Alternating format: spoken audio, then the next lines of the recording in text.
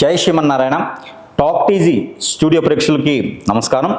నేను మీ icon astrologer Gattupalli Suresh Babu. మనకి ద్వాదశ రాశుల్లో ఒకటి కన్యారాశి.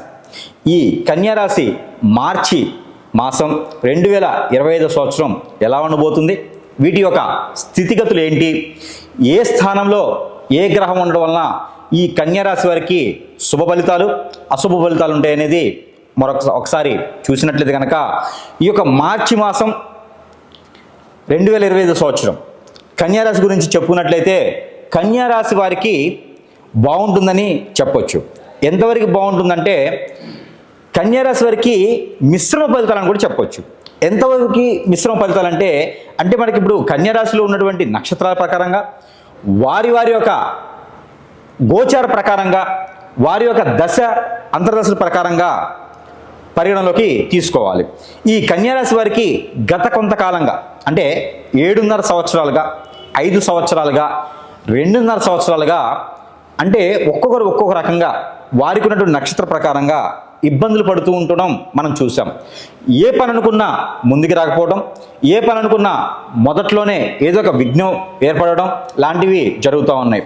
ఇప్పుడు సందర్భానుసారంగా అన్ని రకాల గ్రహాలు అనుకూలంగా ఉండడం వలన ఏదైతే 9వ స్థానంలో షష్టగ్రహ కూటమి ఏర్పడడం, అంటే మీనరాశిలో షష్టగ్రహ కూటమికి ఒక మాసము ముందు నుంచే ఆ ఒక ప్రతిఫలాలు కూడా మనం చూస్తూ ఉన్నాం. ఈ యొక్క మాసమే కాదండి, గత 6-7 మాసాలుగా కూడా అంటే పోయినటువంటి సంవత్సరం 2024 ఆగస్టు సెప్టెంబర్ నుంచి కూడా ఈ కన్యారాశి వారికి కొంతమేర అదృష్ట ప్రతిఫలాలే మనం చూస్తూ ఉన్నాం. అలానే మనకి 2025 సంవత్సరం మార్చి మాసంలో కూడా ఇవే కొనసాగుతూ ఉంటాయి. కానీ కొత్తగా మనం గ్రహించవలసింది ఏంటంటే ఎదిగేటువంటి మనుషుల ముందు వేరే వాళ్ళు సహించని విధంగా ఉండడం మనం చూస్తూ ఉంటాం. అలానే కన్యారాశి వారు దినదిన అభివృద్ధి అవుతూ ఉండడం వలన వేరే వారు చూడలేక కంట్లో నిప్పులు పోసారా అనే విధంగా ఉంటుంది. అలానే ఈ కన్యారాశి వారికి ఏది చేస్తే కూడా అది ప్రతిఫలం బాగుంటుంది.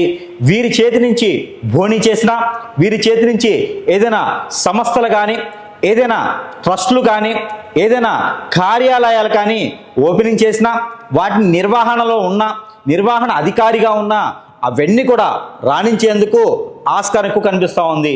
ఇవన్నీ కూడా కన్యారాశి వారి యొక్క సొంతం ఈ యొక్క మార్చి మాసం అని చెప్పొచ్చు.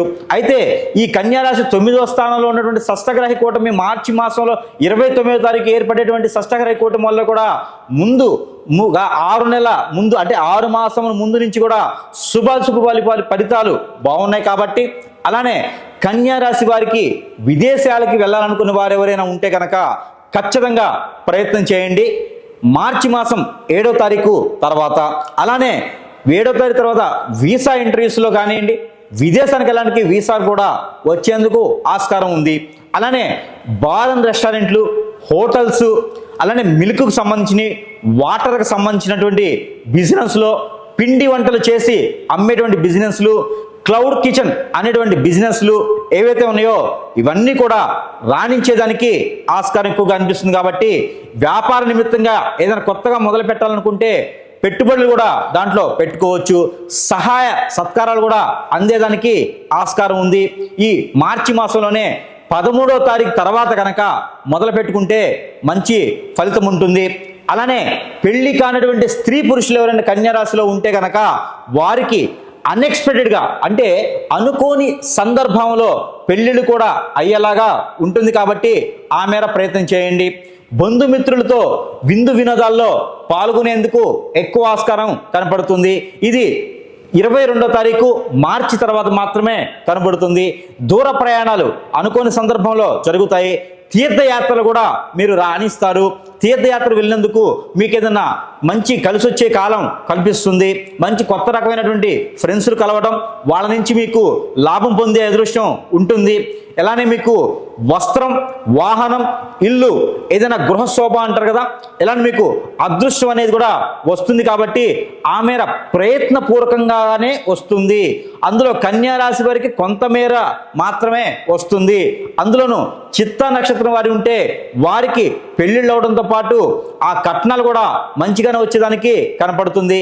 పెళ్ళయ్యి ఇంతవరకు పిల్లలు కలగనటువంటి కన్యా రాశి వారు ఎవరైనా ఉంటే వారు 14వ తారీఖు తర్వాత మార్చి మాసం 2025 సంవత్సరం తర్వాత 2020 సంవత్సరంలో ప్రయత్నపూర్వకంగా చేస్తే, అది కూడా పెళ్లి అయినటువంటి వారి జంటలకు మాత్రమే ఇది.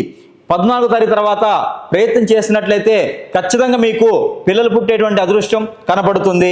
ఈ కన్యా రాశి వారికి కోర్టు వ్యవహారాల్లో ఏదైనా వ్యవహారం ఉంటే మీ వైపు వచ్చేలా ఉంటుంది. 25వ తారీఖు తర్వాత మార్చి మాసం 2020 సంవత్సరం అంటే మనకి నెల ఆఖరి రోజున చూసుకున్నట్లయితే మీకు మంచి ఫలితాలు లభిస్తాయి. అలానే మీకు కాలసర్పదోషం, నాగదోషం, అలానే కుజదోషం, ప్రకృతికి సంబంధించినటువంటి దోషాలన్నీ కూడా మీకు ఉన్నాయి. కాబట్టి ఇవన్నీ కూడా తొలగిపోయేదానికి మీరు ఈ చిన్నపాటి పరిహారం చేసుకుంటే సరిపోతుంది.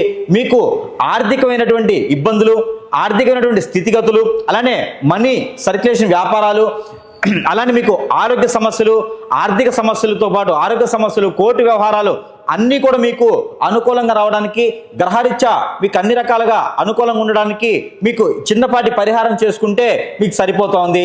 ఆ పరిహార నిమిత్తం మీకు ఒక మంచి గుమ్మడికాయ అంటారు. మంచి గుమ్మడికాయ అంటే మనము దిష్టి తీసి ఇంటికి కొట్టేటువంటిది. అలానే మనకి కొన్ని సందర్భాల్లో కూర వండుకొని కూడా తినేటువంటి గుమ్మడికాయ ఏదైతే ఉందో ఇది మంచి గుమ్మడికాయ అంటారు. మనం జ్యూస్ తీసుకుని తాగేది, దిష్టి కట్టేది, పైన కట్టేది బూదెడు గుమ్మడికాయ అంటారు. అయితే మనకి ఈ మంచి గుమ్మడికాయ ఏదైతే ఉందో ఈ మంచి గుమ్మడికాయని తీసుకొని దాన్ని కనుక మీరు అమ్మవారి ఆలయంలో కానీ లేదా మీకు సమీప దూరంలో ఉన్నటువంటి హనుమాన్ మందిరంలో కానీ ఇచ్చి అక్కడ పూజ చేయించి ఆ గుమ్మడికాయని కనుక మీరు సేవించినట్లయితే మీలో ఉన్నటువంటి రుమ్మతులు, ఆ గ్రహరీత్యా దోషాలు అన్నీ కూడా తొలగిపోయేలా ఉంటుంది. కాబట్టి ఈ మేర ప్రయత్నం చేయండి. ఆ గుమ్మడికాయని బ్రాహ్మణోత్తముడికి దానం కూడా ఇవ్వచ్చు. అలానే మీకు నాగపడిగల దగ్గర గుమ్మడికాయ దానం పెడితే కూడా మంచి జరుగుతుంది. అలానే మీకు బయట వీధి కుక్కలు అంటారు. ఈ వీధి కుక్కలకి మీరు రొట్టెలు చేసి వాటి మీద చెరకు రసంతో రాసి మీరు ఏవైతే కోరికలు ఉన్నాయో ఆ కోరికలని కూడా చెరుకు రసంతో కానీ లేకపోతే కనుక పెద్ద ఉల్లిపాయ అని ఉంటుంది, ఆ పెద్ద ఉల్లిపాయ కానీ లేదా మునక్కాయని సగం కట్ చేస్తే దానిలో వచ్చే వెట్ ఏదైతే ఉందో దానితో రాయాలి.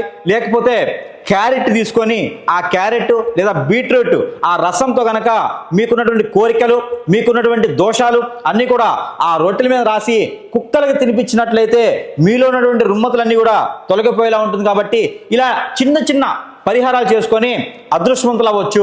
అలానే ఈ గ్రహాలనిచ్చే వచ్చేటువంటి నెంబర్ ఏదైతే ఉందో ప్రతి మాసంలోనూ కూడా మనం ఇస్తున్నటువంటి అన్ని రాశుల వారికి ఇచ్చినట్టుగానే ఈ కన్యా రాశి వారికి కూడా ఈ మార్చి మాసం 2020 సంవత్సరం మొత్తం కూడా మీరు పఠించవలసినటువంటి నెంబర్, గ్రహాలు మీకు అనుకూలతగా ఉండేందుకు తీసినటువంటి నెంబర్ ఈ కన్యా రాశి వారు ప్రతిరోజు కూడా పఠించవచ్చు.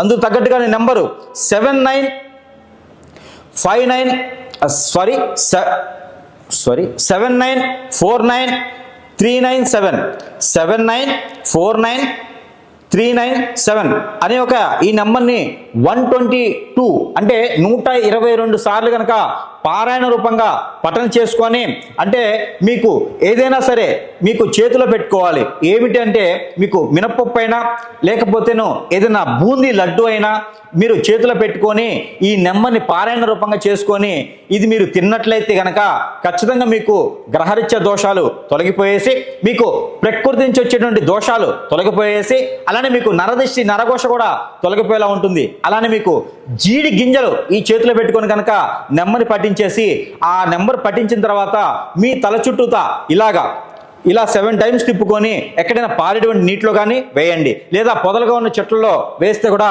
మీకు గ్రహాల నుంచి ఉన్నటువంటి దోషాలు అలానే మీకు కాలసర్ప దోషం అలానే మీకు కుజదోషం కూడా తొలగిపోయేదానికి ఉంటుంది. ఇవన్నీ కూడా చేసినందుకు మీకు అన్ని రకాల గ్రహ దోషాలు తొలగిపోయేసి అదృష్టవంతులయ్యేదానికి ఆస్కారం ఎక్కువ కనిపిస్తోంది. కాబట్టి ఇలా చిన్న పరిహారాలు చేసుకొని అందరూ అదృష్టవంతులు అని కోరుకుంటా ఉన్నాను. జై శ్రీమన్నారాయణ.